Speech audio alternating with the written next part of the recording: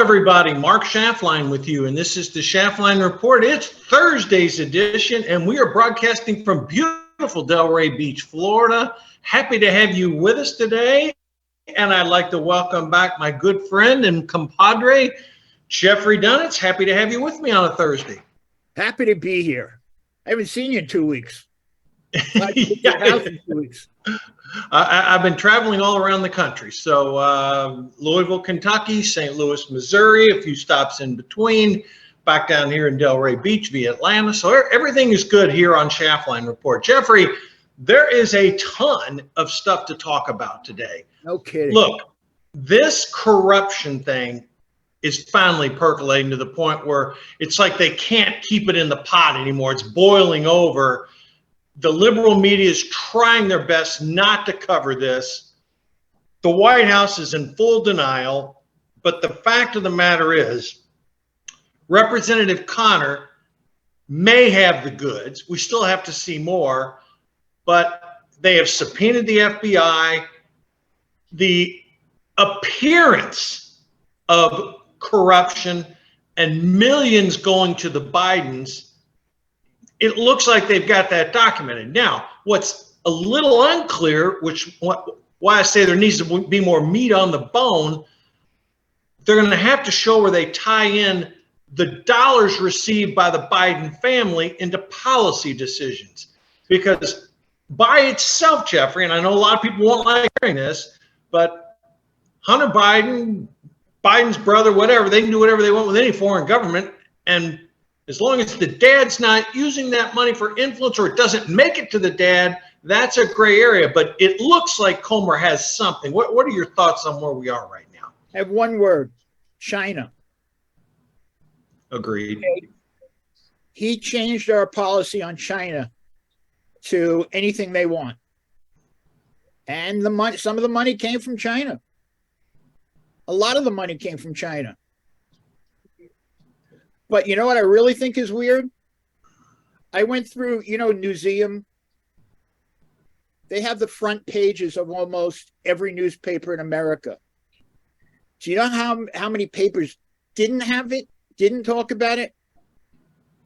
The Washington Post had a big front page thing on Santos and nothing on Biden. Same thing with the New York Times was crazy. New York Times, where is it? I have it. The New York Times basically said it was they found nothing. Now, well, they might not have found everything, but they had bank records and things like that, which is more than anyone else has had. Well, I'm interested to see what happens with the subpoena. I mean, it appears to me the FBI is stonewalling the subpoena. It does appear from the documentation that Comer's been able to produce that a significant millions of dollars have been transferred to Hunter Biden, James Biden, and maybe others.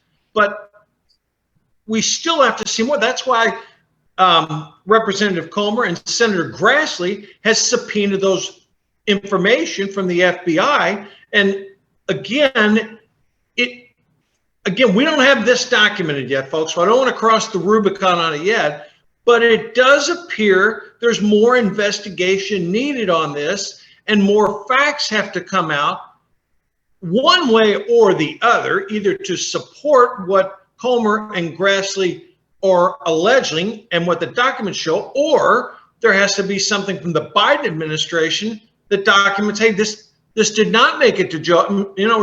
One way or another, we got to get some additional information on this. The FBI has been anti-Republican for a long time.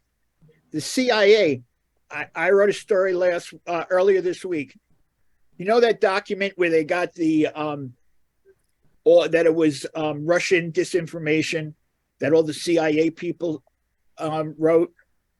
You had the head of the CIA going to everybody saying, I need you to sign this document. I need you to sign it now. Yeah. Okay. And when they asked him why he did it, he said, because he wanted Biden to win. Oh, yeah. I mean, look, I think that's been pretty well documented. But the point of the matter is, you're exactly right. how the media covers this story is going to be important, because I'm going to shift around a little bit. But when Trump was doing his, we'll call it his town hall campaign event last night, which we're going to get into, he made reference to it, and the CNN anchor kept saying, well, we haven't seen any proof, these are allegations. And yet in conservative media circles, of which there are many, there is a lot of smoke, but we still have to see the fire, Jeffrey. Yes.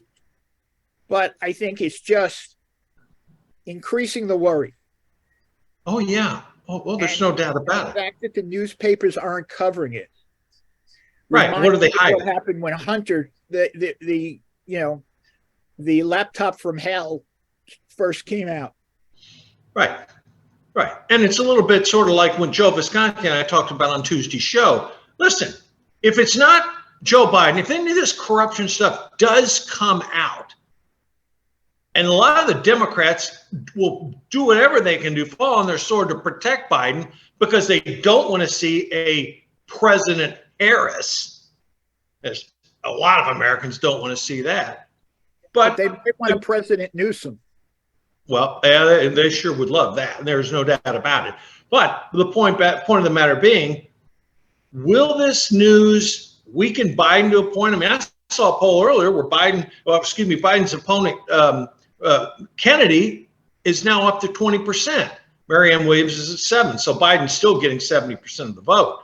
But with, he does have a challenger. Now, is it going to, where we go from here? I don't know. But if this corruption thing builds up, again, I said to it like this: if it was Trump going through the corruption, the media would be all over it, nonstop, 24/7 cable coverage. But because it's Biden and he's sitting in the office and, they're liberals, it's not getting the coverage it deserves. But from what I hear, the Democrats are really trying to push Biden out more than ever before. And I don't remember who said it, but they said it'll end up like a Lyndon Johnson at the last minute saying he's not going Hugh to. Hewitt said that. Yeah, Hugh Hewitt said that on the CBS Sunday show. Yeah. Mm-hmm. Yeah, that's what he thinks is going to happen. I wouldn't be surprised, because I think that his approval is going down. Yeah, he hit 37% in 2 polls. The Washington Post, not exactly a conservative, stalwart there. And the Associated Press had him at 38%. I mean, he is hovering right now at all-time lows as the country faces major issues that we're having to deal with. And we're going to talk about these. And what's going to make it harder for him is Kamala has a lower rating than him. And, he's 900 years old, and he might not make another 4 years. And then you have a President Kamala Harris. Oh, listen, there's no doubt about that. But let's continue this conversation in the context of Trump's wild evening on CNN last night. Now, folks, I saw a good chunk of it, okay? I'm telling you something. On the issues, Jeffrey, the border, inflation, Afghanistan withdrawal. Again, I know that's ancient history, but Trump brought it up. And then, of course, the war in Ukraine, Trump's famous line, it never would have happened had I been president. There are a lot of people believe that's true. And he fixed it. He can fix it in 24 hours. Fix it in 24 hours. Okay, that may be hyperbole, but the point is, Trump talked about his success at the border wall. Contrast that to the disaster we have right now. Inflation was low under Trump. Contrast that to the disaster we have right now. There was no war in Ukraine under Trump. He had good relationships, albeit with the Chinese, the Russians, the North Koreans. Because they knew they couldn't get away with anything. They couldn't get away with anything. That's exactly right. And they bamboozled Biden over all this. Now, look. But the one thing he brought up that the 2020 election was stolen. Yeah, I mean, listen, he will not change. I mean, he is who he is. But you know what? A lot of Americans are saying, if it comes down to Trump, Biden again, most people do not want that on both sides. But if it comes down to it, And if you were betting on the outcome right now, Jeffrey, both Biden and Trump would be prohibitive favorites, to borrow a horse racing analogy. You'd probably have Biden in there at 1-5 and Trump maybe at 3-5 on getting their nomination. Those are pretty good odds. Okay. Now, obviously, a corruption thing with Biden could change that. Another criminal case, Trump, who knows? But despite everything they've thrown at Trump, the arrows, the rape thing that turned into a sexual assault thing, the fiasco going on in New York with the DA, potential issues down in LA. Every time these, quote, charges come up or civil verdicts are announced, Trump goes up in the polls, Jeffrey. Yeah, I think Georgia might. If Georgia goes the way I think it's going to go, even though this is the one I'm sure he's innocent on, right? It's going to hurt him. I got to take the other side of that trade. I don't think it will.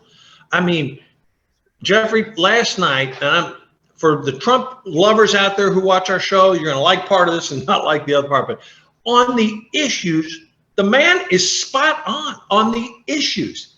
And I've said it over and over. If he would just continue his focus on the issues, he could win. I mean, not only the Republican primary, he could win the general election. The media is fearful of that. Obviously, you could see that. But when he starts looking back at the 2020 election, when he starts talking about pardoning people from 1-6, look, if you get elected and you want to do it within your presidential powers, God bless you, you have a right to do that. But elections are forward-looking, Jeffrey. People want to see what are we going to do. Now, in this case, a lot of Americans may look backward and say, well, God, under Trump, the economy was pretty good. Inflation was low. The country was at peace. We weren't sending a couple $100 billion of weapons around the world. Okay. I mean, people like the policies, but boy, I tell you what, they can even take the insults to the media, even though it was a female moderator.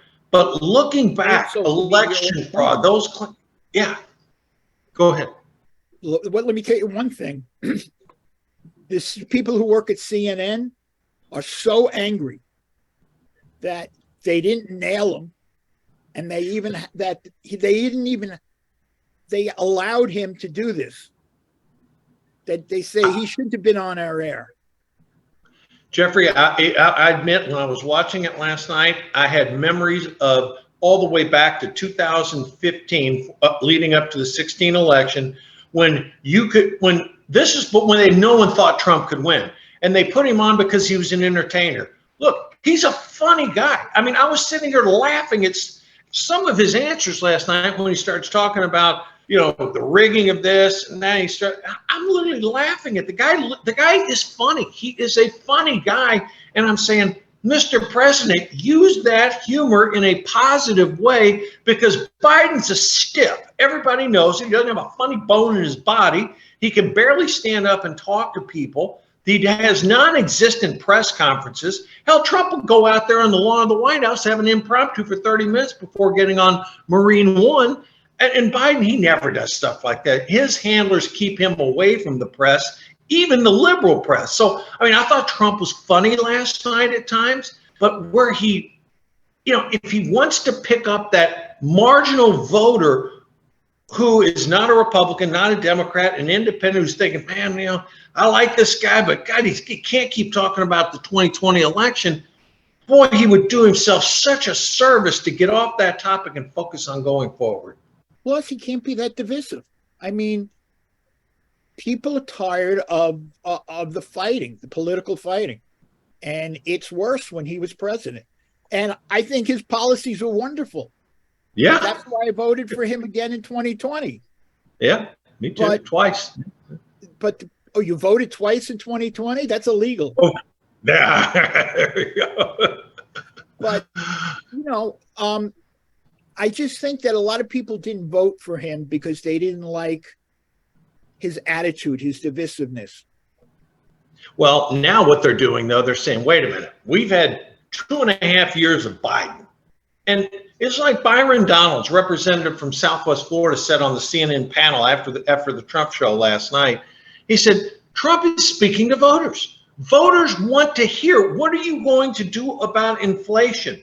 What are you going to do about the border? You know, I mean, how are you going to secure this country? And yet they kept trying to focus, the moderator at times last night kept trying to focus everything on the 2020 election.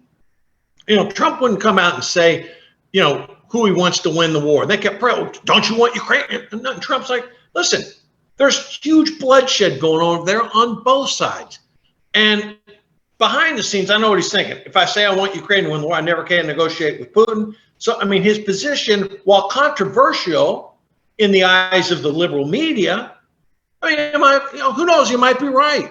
You know, obviously you want Ukraine to do well and you want them to repel the Russians and take back their country. But I don't think realistically you can sit here and expect the Ukrainians to defeat the Russians. I mean, a stalemate at best. How many people thought that he was, you know, Putin's boy? I didn't think so. Yeah. But that supports that incorrect image. Right. I didn't have a problem with his answer. I mean, look, what we're having right now, he is right about one thing about the U.S. supplying 75% of the arms and money and weapons and assistance to Ukraine, and Europe really needs to step up and do more. And Trump is right about that, as he is about most issues. I have not criticized our president at all about what he and the administration and the Senate and Congress have done with Ukraine. Neither of you. But at a certain point, we have to have the European allies step up, just like NATO did when Trump focused them on increasing their budgets. Okay, so it also is amazing. I think that the best economic thing that Trump did is he got rid of all the regulations. Well, he got rid of a lot of the regulations. Yep. And now Biden has put back a lot of those regulations, and he put them back for the people, not the corporations. Mm-hmm. You know, in New York, I can't get a gas oven. I can't get a top-loading washing machine. Yeah. Yeah, I know. I mean, look, here again, look at what Biden's doing right now, okay? We've got a border, literally, Jeffrey, that there's 150,000 people poised to come across this border, and even Biden said we have chaos at the border. That was his quote. And yet you got the DHS Secretary Mayorkas blaming Republicans. Nobody's buying that. 2 years ago under Trump, we had a relatively secure border. He was building border fence, and they were like snarky last night saying, well, you only built 52 miles of it. Well, no kidding. There was many more that could have been built if the Democrats didn't throw up obstacles. That's not true. There was over 300 miles that he built. Total was 300? Okay. Well, some was spent, some of that. Okay. But again, he was criticized for that, and it worked. The Remain in Mexico policy worked. And all these whiny-eyed liberals out there, no, we got to do some of these people. No, Trump's right. A country has to have borders. And Biden, look, Trump alleged last night, and other Republicans have, Josh Hawley particularly, that this is a deliberate scheme by the Democrats to, quote, flood the zone because they can't get an immigration bill out of Congress. They haven't been able to 20, 30 years. And they're saying, well, if we can't get a bill through, let's just flood the zone. And Jeffrey, I think that the more Americans see this stuff, and they see the Texas National Guard having to turn people back at the border, and yet they stream across through Brownsville, El Paso, and other points in between. Jeffrey, this is a bad look, and Biden and Mayorkas blaming the Republicans, that's going on deaf ears. I have a friend who lives in Texas, and I gave him some advice. I said, I know you're not that close to the border, but they're going to come by anyway. So put a sign in English and Spanish in front of your house that says, hey, stay off the lawn. You know, important stuff. Yeah. But yeah, but you know what? Nobody talks about, they say, well, give us what we want. We can talk about the other stuff later. Do you remember when Ronald Reagan? Yeah. He Yeah. let all the illegals stay in the country. He pardoned them all. And the Democrats said, we'll take care of it later before he did it. And nothing happened because they fooled him. Yeah. Fool me once, shame on me. Fool me twice. Fool me once, shame on you. Fool me twice, shame on me. Republicans aren't playing that game anymore, and it's the typical Democratic playbook. Yeah, let them in. Yeah, as you say, and then we'll work it out. No, you never work it out. You can't give Democrats an inch, Jeffrey, because then they take the proverbial mile, and they're untrustworthy. And Jeffrey, the Democratic Party in the Ronald Reagan era, Bill Clinton era, that party has no resemblance to these hardcore leftists out there right now. I mean, this party's moved so far to the left, it is insane. And the gap between an average Republican and an average Democrat, I've never seen it so wide. I mean, it's like we're living in two different countries here. But you know who's really angry because he got fooled? Manchin. Oh, yes, he is. How could he not see that one coming? Well, you and I knew that would happen, but he didn't. Right. And he's thinking of running as an independent just to screw Biden. And there's a lot that would be great. Well, I don't know who will hurt more because he's since we're in the speculation business, I clearly think it would hurt Democrats more. But anyhow, that'll be another topic for another day. But you know what? Let me go back to Trump for a minute. You've seen the clips, you've seen the highlights. What were your overall impressions of him last night in the context of Tim Scott's clearly going to run? DeSantis looks like he's still going to run. Haley's in the race. At least that's what I heard. He's announcing next week. Who are you talking about? DeSantis. Oh, DeSantis. Okay. But I mean, that's the field. That's going to be the field. DeSantis, Tim Scott, Nikki Haley, Vivek, the businessman. And Asa Hutchinson is in the race. But I mean, think about the context of Trump and his base. Jeff, in watching that show last night, I saw nothing that would separate Trump from his base. And if Trump's base, I mean, do you agree, disagree with him? What are your thoughts on that? His base practically get on their knees and worship to him. Okay, you're not going to change any of their minds. So he starts with 30 or 40% of the Republicans. How about maybe 40 to 50%? Well, I know it could be. I know a lot of Republicans that would vote for Biden over him, and I tell them are ridiculous because I'd vote for a dog over Biden. the old yellow dog, the yellow dog Democrat. I'd vote for yellow dog before I'd vote for Democrat. There were people that the other way around. I say let's vote for a black Labrador because we all know black labs matter. Oh boy, they're the old saying, particularly down in certain parts of the country, they'd vote by a yellow dog that had a D by its name, and that's true because a lot of Democratic voters, they're not the most educated people in the world. Some of them, and as they see D, they vote for it. Anyhow, that's another topic. That's a bygone era. Let me move on. Okay, it was a wild evening last night. Trump's come under significant praise from Trump world, and the liberals are just literally having a seizure. Just ticked off, as you said, Jeffrey, at CNN for even having him on the show last night, giving him the media time. And to me, it looked like vintage Trump. Is it enough to overcome what he's dealing with? I don't know. When the new president came up for CNN, took over CNN, he says we're going to be more balanced. And they were all pissed because the commentators are all liberal. I watched after the debate show. They had two panels on, and you could tell. I mean, most of the panelists were typical CNNers, but there were some conservatives on those panels too, and they made the point: hey, you may not like it, but he is who he is, and at the age of 76, he's not going to change. I sort of believe that too. But contrast this, Jeffrey. Trump at 76, Biden at 80. What an energy level difference between the two men. And, again, we haven't even had the first vote, the first primary.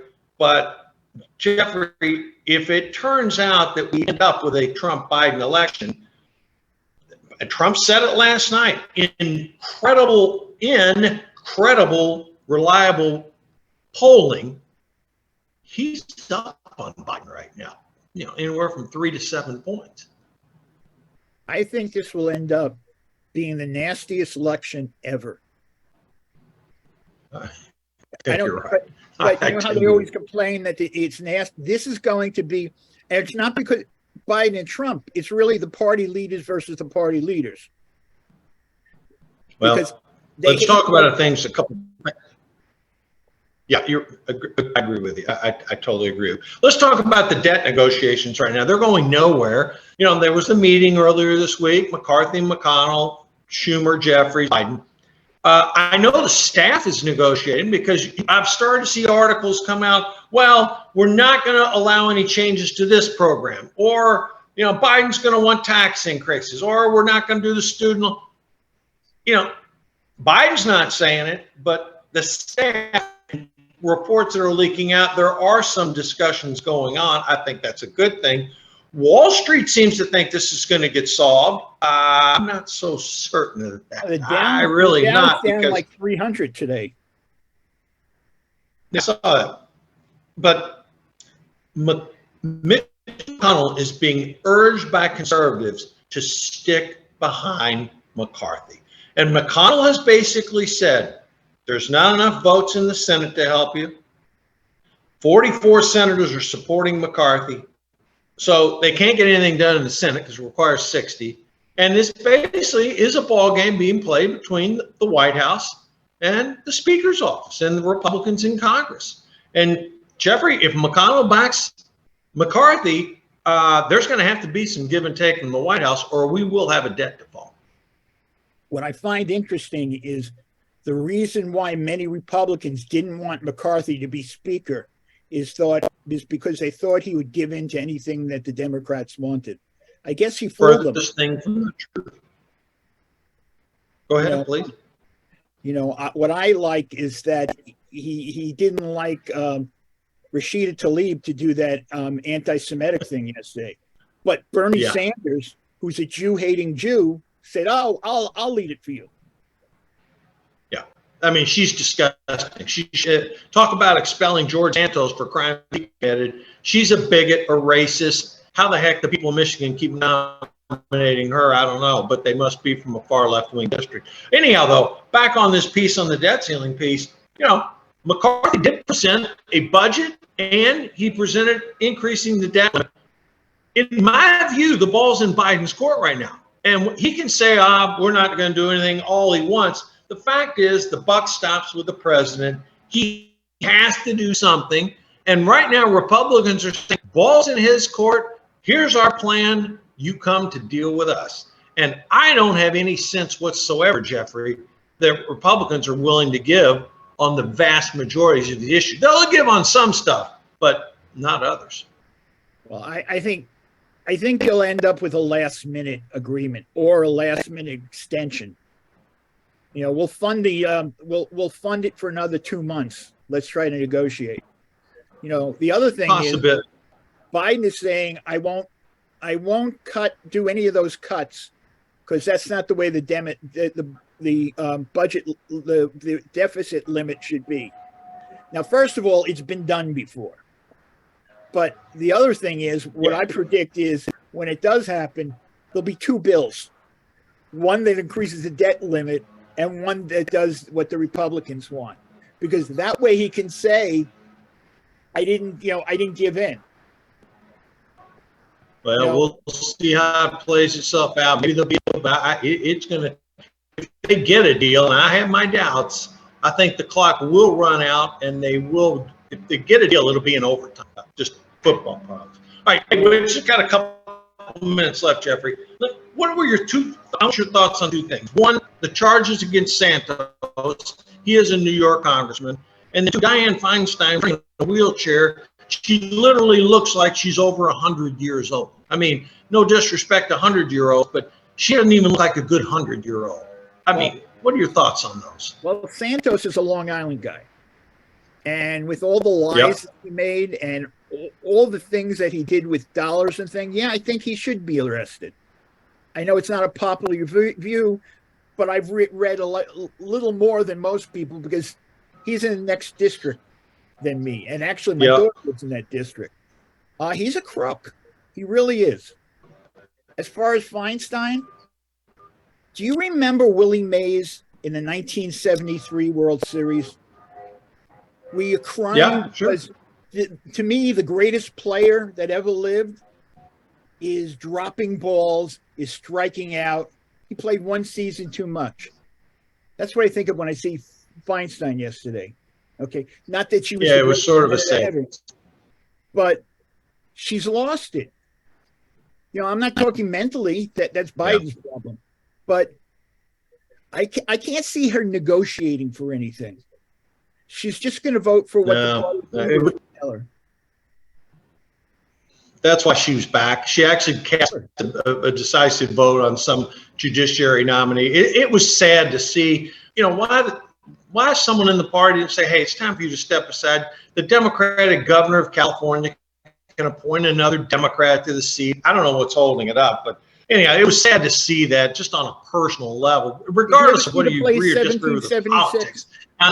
Did you ever see 1776, the play? No. Well, near the end, you know, they had a unanimous vote.